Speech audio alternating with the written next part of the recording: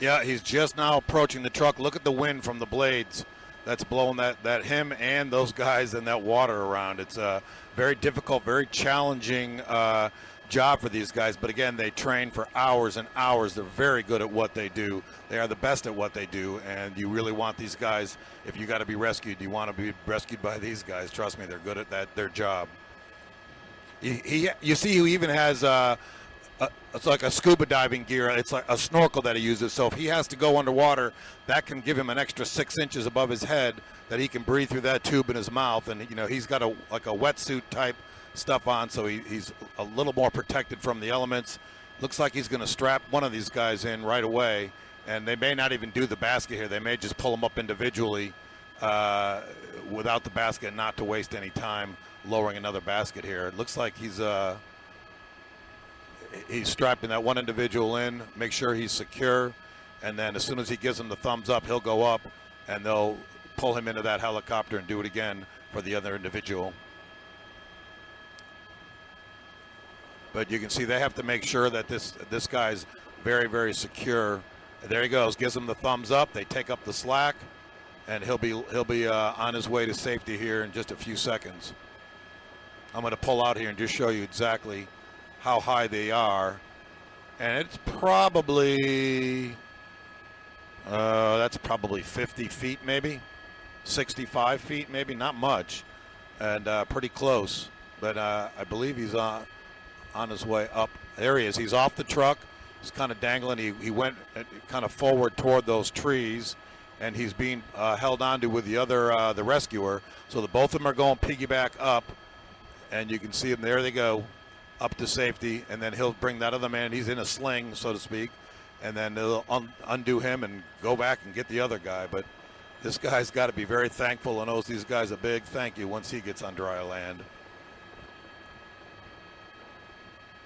But it's got to be unnerving, and for everybody. It's dangerous for the pilot. It's dangerous for the rescuer, the guy on the strap. It's dangerous for the family, and it's just people have got to think a little bit better about what they do in situations like this.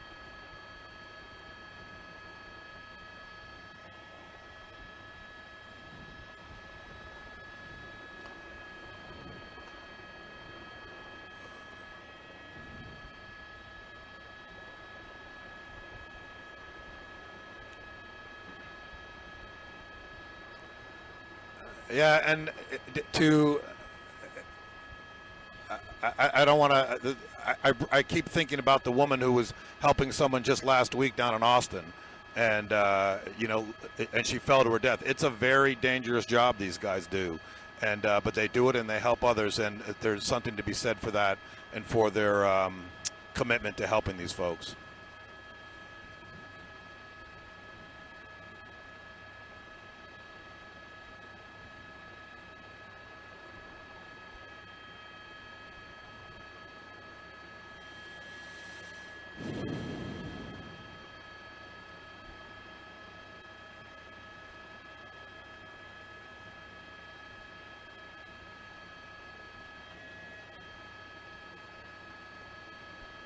Yes, thank you.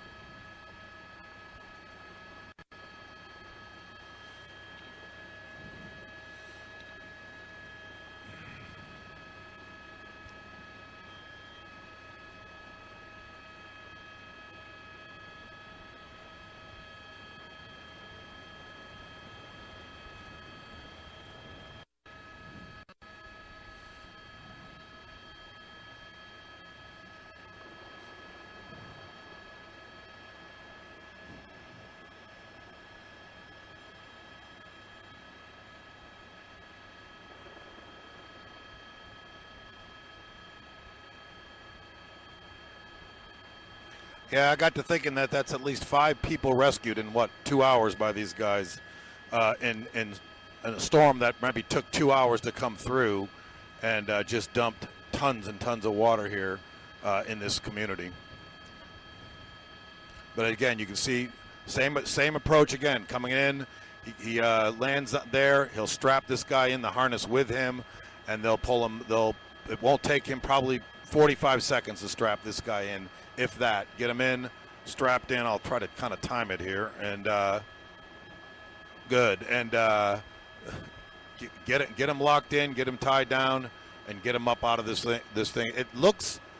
I was going to say the water looks to be a little bit higher. I can't really tell because the wind's kind of blowing it around. But you saw it before. I was kind of gauging the back of it earlier. On the back of their truck, there's a bag of something back there. There they go. They're pulling him up. He's giving him the signal to hoist him up.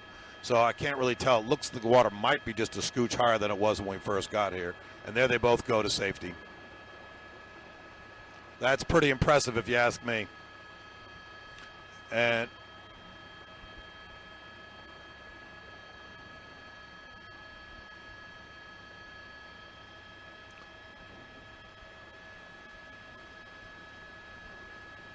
well, he's lucky he didn't lose his life. Truck can be replaced. That's what insurance is for. But your life, no. And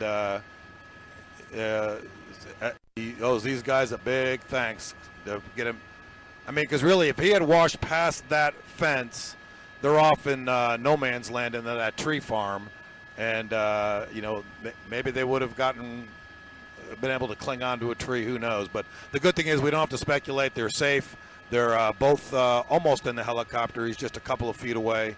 He'll be in that helicopter in 20 seconds, 10 seconds, and they'll be on their way to safety to dry land where they can recoup and kind of straighten out there for a few minutes. I'm sure they'll be very happy to put their feet on dry land. Excellent work.